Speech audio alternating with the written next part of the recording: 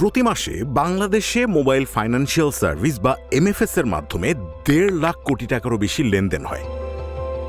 বাংলাদেশ পরিসংখ্যান ব্যুরোর তথ্য অনুযায়ী ১৫ বছর বা তার বেশি বয়সী মানুষের প্রায় ৪৮% অন্তত একটা করে হলেও এমএফএস অ্যাকাউন্ট আছে। এই বিশাল বাজারে খুব অল্প সময়ে উঠে এসেছিল একটি নাম, নগদ। ডাক বিভাগের নামের সঙ্গে যুক্ত থাকায় মানুষ একে শুধু আরেকটা বেসরকারি আর্থিক সেবা হিসেবে কিন্তু দেখেনি, দেখেছিল রাষ্ট্রীয় আস্থার একটা প্রতীক হিসেবে। কিন্তু সময়ের সঙ্গে সঙ্গে সেই আস্থার জায়গাতেই তৈরি হয়েছে সবচেয়ে বড় প্রশ্ন।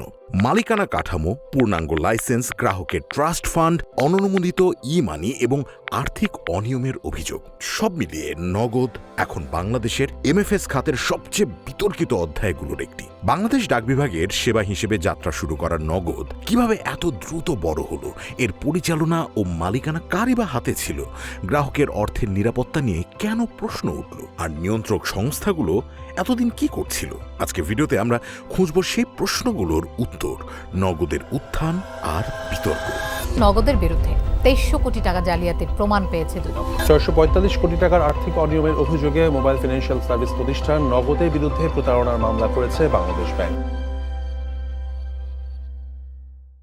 ২০১৯-এ যাত্রা শুরু করা নগদ খুব অল্প সময়েই গ্রাহকদের আস্থা আর বিশ্বাসের জোরে বড় একটা মার্কেট নিজেদের দখলে নিয়ে নেয়। ২০২৪ সালে নগদের মাধ্যমে দৈনিক লেনদেন ১৮ কোটি ছাড়িয়ে গিয়েছিল। পাশাপাশি সরকারের ডাক ও টেলিযোগাযোগ মন্ত্রণালয়ের প্রত্যক্ষ সমর্থন আর মালিকানা থাকায় মানুষও একে বিশ্বাস করত।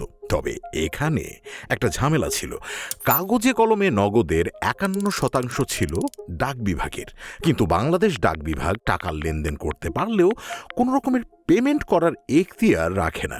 নগদ যখন পেমেন্ট সার্ভিস নিয়ে আসে তখনই বাংলাদেশ ব্যাংক এই বিষয়টা নজর দেয় এবং তখন দেখা যায় যে কাগজে কলমে ৫১% ডাক বিভাগের থাকলেও টাকার হিসেবে আসলে ডাক বিভাগ সেটা পেত না, সেটা যেত বাকি ৪৯% মালিক থার্ড ওয়েভ টেকনোলজির কাছে।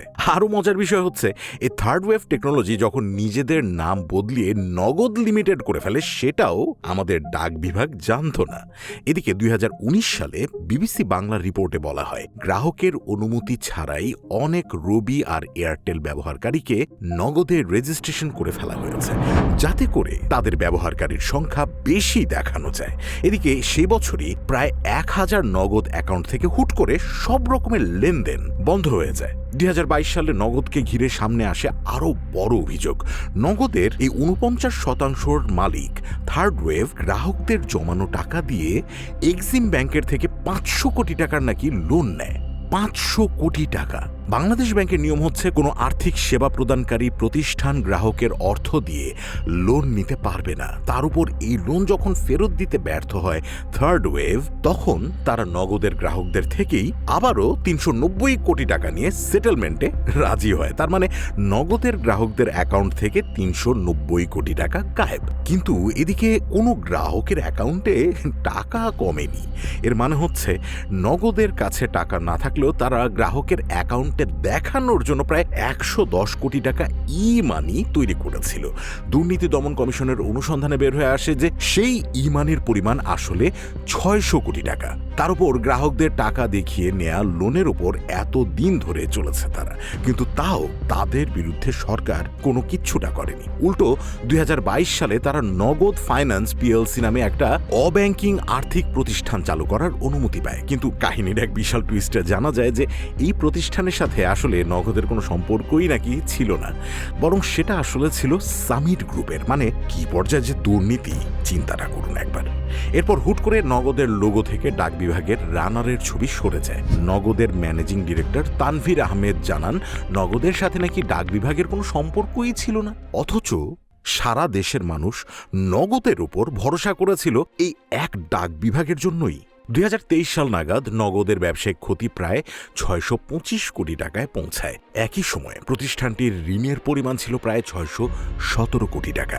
২০২৪ সালে বেরিয়ে আসা আরেকটা তথ্য, নগদ নাকি বাংলাদেশ ব্যাংক থেকে এমএফএস এর লাইসেন্সই নেয়নি। মানে তাদের এই সময়ের পুরো কার্যক্রমটাই ছিল বেআইনি, কিন্তু তারপরেও তাদের বিরুদ্ধে কোনো রকমের পদক্ষেপ নেওয়া হয়নি, কারণ রাজনৈতিক সম্পৃক্ততা।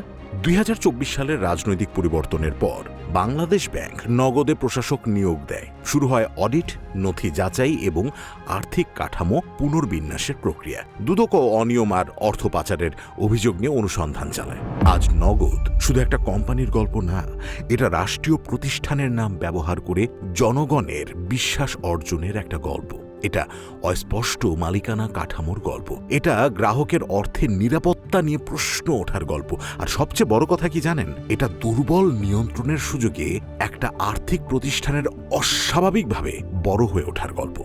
নগদকে পুনর্গঠন করা সম্ভব কিনা সেটা ভবিষ্যতই বলবে, কিন্তু একটা বিষয় এখনই পরিষ্কার যে মানুষের টাকা নিয়ে কাজ করা কোনো প্রতিষ্ঠানের জন্য বিশ্বাস শুধু মার্কেটিংয়ের বিষয় না। বিশ্বাসের ভিত্তি হলো স্বচ্ছতা, জবাবদিহিতা এবং আইনের প্রতি সম্মান।